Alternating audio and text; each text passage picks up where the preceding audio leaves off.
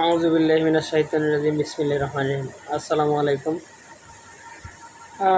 আমি কখনো সোশ্যাল মিডিয়াতে বা পরিবারের বাইরে বা বন্ধুবান্ধবের বাইরে কারোর সাথে কখনো কোনো কথা শেয়ার করি নাই, কোনো বিষয় নিয়ে কথাবার্তা বলিও নাই। যাই হোক, আজকে প্রথম একটা বিষয় নিয়ে আসলাম। বিষয়টা হলো যে বর্তমান প্রেক্ষাপট নিয়ে। আসলে ছোটোবেলা পড়তাম যে প্রাণ থাকলেই প্রাণী হওয়া যায়, কিন্তু মন না থাকলে মানুষ হওয়া সম্ভব না। দেখেন, বর্তমান দুই একদিনের ঘটনা যে দুইটা বিশ্ববিদ্যালয়ে স্টুডেন্টরা দুইটা মানুষকে পিটাইয়ে হত্যা করছে। বিষয়টা আমি বলতেছি না যে কারো দোষ বা কেউ দোষ করছে বা কারো দোষের জন্য হয়েছে, আসলে এটা না।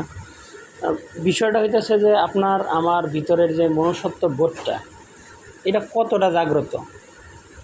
আমরা একটা মানুষকে মানে চাইলেই হত্যা করে ফেলাইতে পারতেছি, কেমন হইতেছে না। বিষয়টা হইতেছে আমার কাছে যে যেমন মনে হইতেছে যে মনুষ্যত্ব বোধটা এটা পারিবারিক শিক্ষা, এটা কখনোই প্রাতিষ্ঠানিকভাবে শেখা সম্ভব না। এটা যখন আপনি ছোটো থাকবেন, আপনার আব্বা আম্মা যেটা শেখাবে, বড় হয়ে আপনি সমাজের ভিতরে ওভাবেই চলার চেষ্টা করবেন। আর সমাজের সবাই যদি খারাপ হয়, তাতে দু একজন তো ভালো থাকে। তো মনুষ্যত্ব বোধটা আসলেই পরিবার থেকে বা পারিবারিকভাবে আসে। আর শিক্ষিত তো যে কেউ, শিক্ষিত মানুষ তো অনেক আছে, শিক্ষিত হয়েও তারা মনুষ্যত্বহীনের মতো কাজ করে। শিক্ষিত হওয়া যায়, যে কোনো প্রতিষ্ঠানে ভর্তি হলেই আপনি আপনার টিচারদের কাছ থেকে প্রাতিষ্ঠানিকভাবে শিক্ষা লাভ করে শিক্ষিত হতে পারবেন। কিন্তু আপনার ভিতরে যে মনুষ্যত্ব বোধটা, তো একটা মানুষকে হত্যা করার আগে যে একটা চিন্তা ভাবনা যে আসলে আমি যে তারা মারতাছি, তার সন্তান থাকতে পারে, তার ফ্যামিলি থাকতে পারে, তো আমি যদি এই অবস্থাতে মারা যাইতাম, তাহলে আমার সন্তান বা আমার ফ্যামিলি বা আমার বাবা মার কী অবস্থা হইতে পারতো। এই বিষয়গুলো যদি চিন্তা করে, কখনোই কেউ এই ধরনের অন্যায় করবে না। আর সবচেয়ে মোট কথা হলো বিবেক হইল পৃথিবীর সর্বশ্রেষ্ঠ আদালত। তা একটা অন্যায় যদি আপনি ক্রমাগত করতে থাকেন, আস্তে আস্তে আপনার বিবেক মারা যাবে। আপনার বিবেক যদি মারা যায়, তখন আর আপনার মনুষ্যত্ব বোধ বলতে কিছু থাকবে না। আর যেমন এই যে ধর্ষকেরা ধর্ষণ করে, 7 বছরের মেয়েকেও ধর্ষণ করে, কেন?